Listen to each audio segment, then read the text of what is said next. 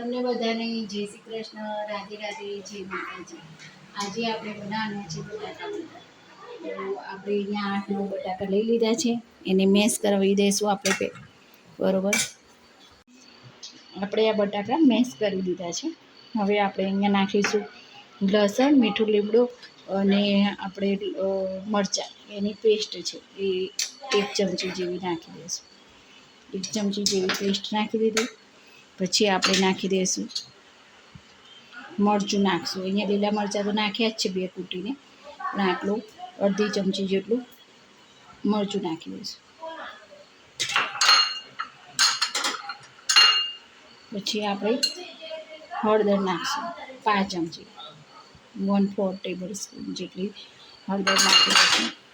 પછી આપણે અહીંયા જીરું અને વરિયાળી બંને મિક્સ કરેલું છે, તો જીરું અને વરિયાળી એ બંને નાખી દઈશું 2 ચમચી જેવું। પછી અહીંયા આપણે ધાણા જીરું પાવડર છે, ધાણા જીરું પાવડર આવડી મોટી ચમચી ભરીને 3 ચમચી નાખી દઈશું ધાણા જીરું પાવડર। પછી અહીંયા આપણે આ ગરમ મસાલો છે એ આપણે 1/4 ટેબલ 5 ચમચી જેટલો 1/4 ટેબલ સ્પૂન જેટલું। અને હવે આપણે નાખીશું સાકર, ખડી સાકર છે એને મેં ખાંડી દીધી છે। અહીંયા આપણે પેલી ઉપયોગ નથી કરતા, આપણે જે ખાંડ ખાઈએ છીએ એનો ઉપયોગ નથી કરતા, ધાગાવાળી સાકર છે એનો ઉપયોગ આપણે અહીંયા કર્યો છે। તો આ ધાગાવાળી સાકર છે। હવે આ બધાને આપણે બધું હવે આપણે મિક્સ કરી દઈશું।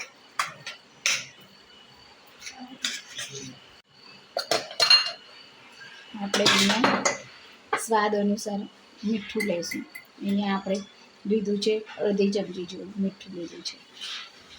અને અહીંયા આપણે લઈ લીધું છે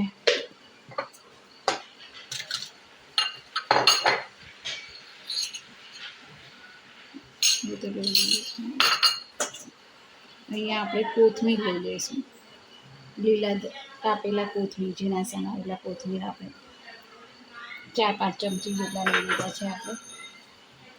લીંબુ નીચોવી દઈશું હવે આપણે।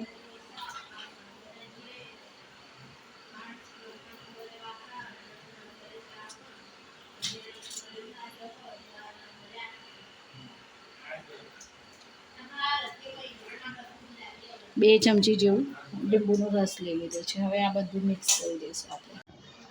હવે આપણે આમ માવાને બધા મસાલા મિક્સ કરી દીધા છે। હવે આપણે ગોળ આના રાઉન્ડ ગોળ આપણે બોલ વાળી દઈશું,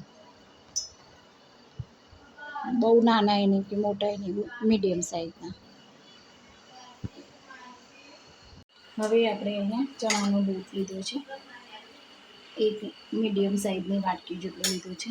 હવે આમાં આપણે મરચું નાખીશું, આમાં આપણે અડધી ચમચી જેવું 5 ચમચી જેવું આપણે મરચું નાખ્યું છે।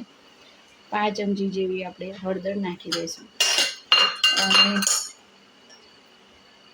1-2 ટેબલ સ્પૂન જેટલો આપણે ધાણા જીરું પાવડર નાખી દઈશું અને અડધી ચમચી જેવું આટલું 5 ચમચી જેવું આપણે મીઠું નાખી દઈશું, સ્વાદ અનુસાર મીઠું।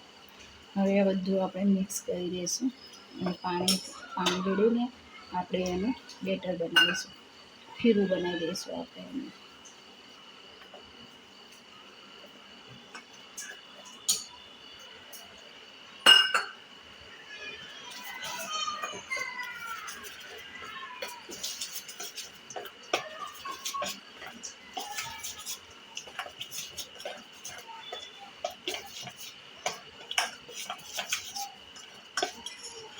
અહીંયા આપણે તેલ ગરમ કરવા મૂકી દીધું છે કઢાઈમાં।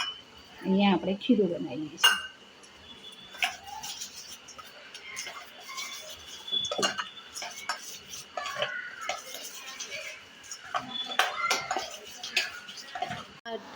અહીંયા આપણે ગોળ રાઉન્ડ વાળે છે બોલના, એ બોલે આપણે અંદર નાખી દીધું છે અને આને આપણે કોટિંગ કરી દઈશું। આ ખીરાથી આપણે બધી કરી દઈશું અને પછી આપણે નાખી દઈશું અંદર તળવા।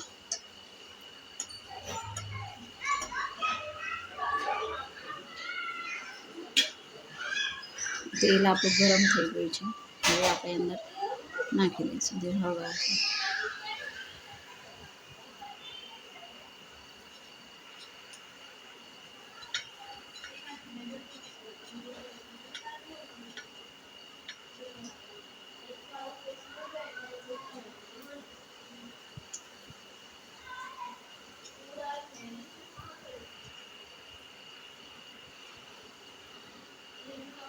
આપણા બટાકાવાળા તળાઈ અને તૈયાર થઈ ગયા છે, તો આપણે લઈ લઈશું.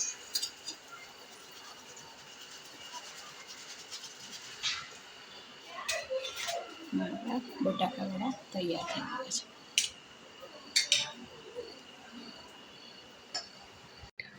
જો આપણા બટાકાવડા બનીને તૈયાર થઈ ગયા છે, અને આ આપણે ટામેટાની અને કોથમીરની ચટણી બનાવી છે. અને આપણે આ લીલા મરચાં તળ્યા છે, ચણાના લોટમાં જે ખીરું હતું એમાં લીલા મરચાં તળી દીધા છે. આ બટાકાવડા એકવાર તમે ચોક્કસ ટ્રાય કરજો, એકવાર તમે ઘરે બનાવજો, તમને કેવા લાગે છે.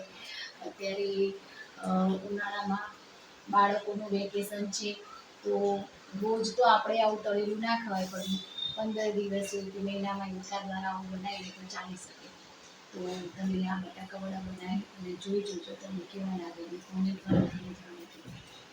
અને વિડીયોના એન્ડિંગમાં હું કહેવા માંગીશ કે આપણે આયુર્વેદ અપનાવીએ, સ્વદેશી ચીજવસ્તુઓ અપનાવીએ, દરેક જીવ માત્ર પર દયાભાવ રાખીએ, ગૌરક્ષા કરીએ અને વ્યસનથી દૂર રહીએ.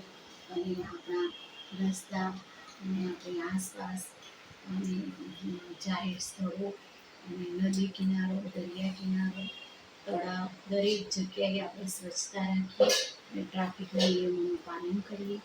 અને જય જવાન, જય કિસાન, જય વિજ્ઞાન, જય પ્રગતિ.